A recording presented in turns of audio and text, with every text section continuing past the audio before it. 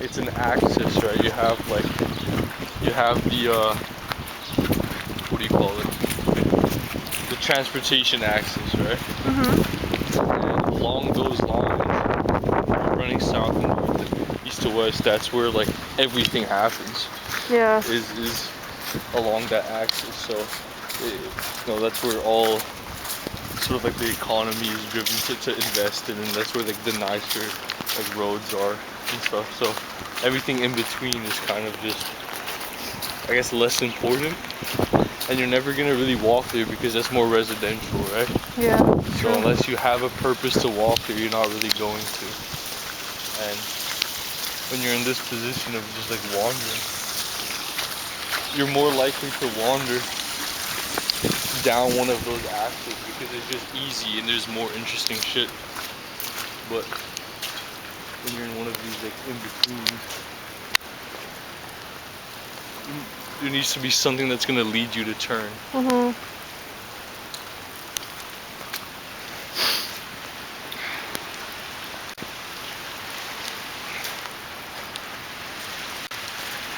Also trees, bro. Yeah, true. Like, these trees are all so nice. Yeah, very nice.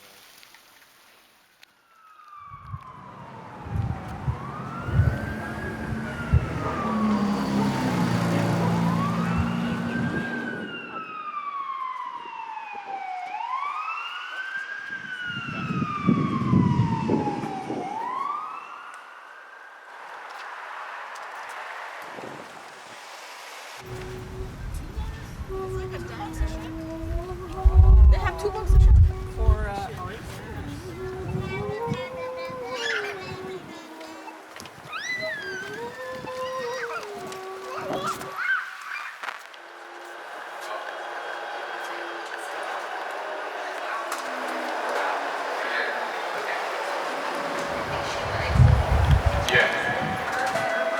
Please look right for traffic when exiting. Hi, how old are you? I'm 23 years old. Where are you from? Scarborough, Ontario. I'm from Sudan. I'm 21 years old. What's your occupation? I work at a vape school, but I'm also a student at the University of Toronto. I'm a business owner. Okay. How often do you take walks in Toronto? Every day. I try to daily, but sometimes when I'm at home, not as much, but maybe like 3-4 times a week, something like that. Maybe, Okay. maybe like 3 times a week, 3-4 times a week. Do you ever find yourself wandering or taking time to wander in the city of Toronto? All I do is walk in the city. Rarely. I've been here 3 years and I think I've seen everything. Depends on the day, and honestly depends if there's someone with me, and the weather plays a really big part of it. You know, like if I'm leaving to walk, I know where I'm going. Okay. Like I don't just sometimes. Actually, I say sometimes. Yeah, sometimes. I just don't enjoy walking, so it's just a mode of transportation, point A to B. Okay. Do you think that the city is like conducive to wandering or walking? I think certain areas most definitely you could wander, but I guess it just depends on time, schedule. For me, I'm just really in the city for school, and then I probably got something after school, going home, library, gym. So I'm just not really wandering. Yeah, just busy, not really wandering around. Okay. Conducive as in... Like it facilitates it well. I feel like it did. Or promotes it. It did. I feel like it did. As much as like the streets are good to just wander around, I feel like in the last 2 years, crime has gone up and it doesn't feel as comfortable as it were back then. And how the city is treating its people, it's not as comfortable as back then nowadays. Okay. But definitely anyone can just wander around, safely. Yeah. But there is the thought at the back of my head that something at any time can happen. Okay. 100%. Like there's always some shit happening. Yeah. Wait, can I curse or no? Yeah. Yeah. I don't enjoy it. I prefer running. It's faster. It's faster, honestly. Okay. I would say it's probably not too conducive to wandering. I mean, my home is literally on Yonge, and walking down Yonge or down Church it's something that I did during my first and second year. But as of right now, probably not. No, it's not something I would immediately go to. I feel like I'm in my own head. I'm just walking around. It's chill.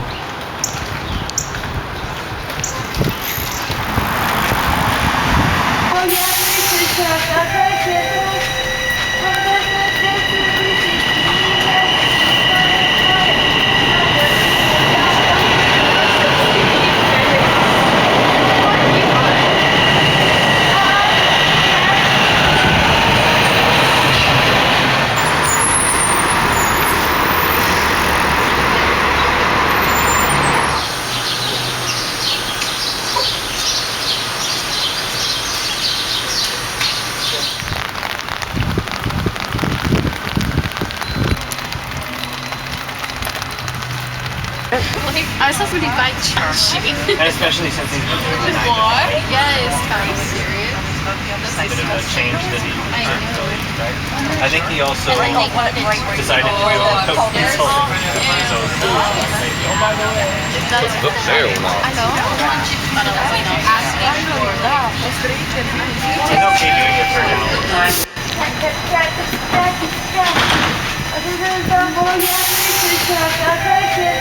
How do you feel about the layout built environment of Toronto?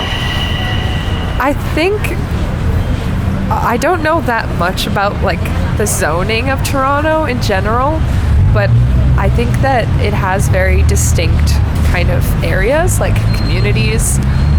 So some areas have more parks and green spaces and like cafes and like kind of places to spend time, and then some areas are obviously more like industrial or just like residential. But I think there's a good variety, and like if you kind of get to know certain areas that you enjoy, then you can spend more time explore that area. Do you think there's a reason in the way that the city's built or structured that leads to less desire to like wander? Sure. Around here there are parks. Of course, I mean Queen's Park namely being one. It's close to my school, but I feel like there's a tediousness to this very grid-like pattern that Toronto uses. Same as in America, but you just see the same things repeatedly. It lacks a lot of culture that maybe other places have, and yeah, when you're seeing sky rises all the time, it's not particularly the most interesting thing to look at when you want to go for a stroll, go for a walk, something like that. Yeah. Thank you. That's a good point.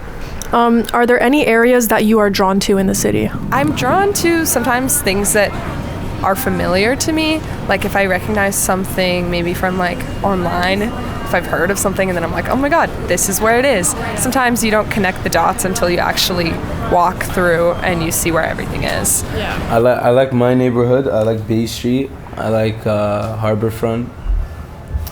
I like the Annex. I like King Street. I like Ossington. What about those areas do you like?